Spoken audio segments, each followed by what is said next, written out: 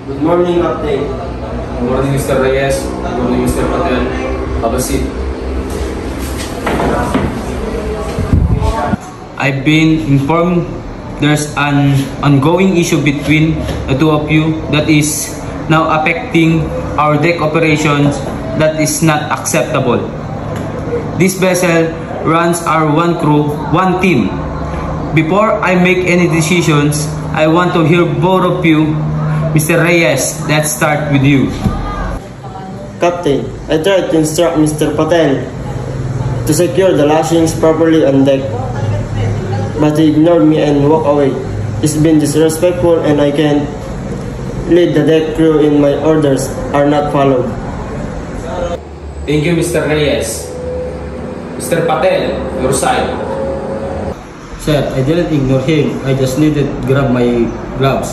But the bosun kept shouting at me at front of everyone. Like him, I useless. I didn't respect him, but I also did deserve to be insulted.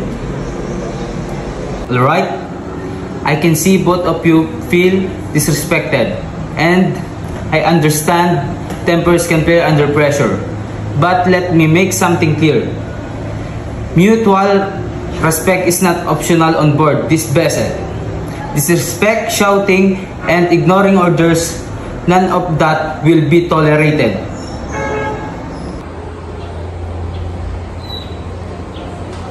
Mr. Reyes, as bosun, you're expected to lead with professionalism.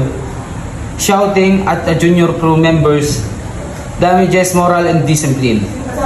Mr. Patel, when instructions are given, even if you disagree or are mentally busy, proper communication is essential. Walking up without explanation gives the wrong impression. I want this to be resolved now, Mr. Reyes. Can you approach this with more patience and speak to your team with respect? Yes, Captain. I apologize if I overacted. I'll handle it better next time. Mr. Patel, can you ensure that you respond clearly to instructions and around misunderstandings in the future? Yes, sir. I make sure I communicate better and follow orders promptly. Good. Now, shake hands. From here on, I expect both of you to work professionally.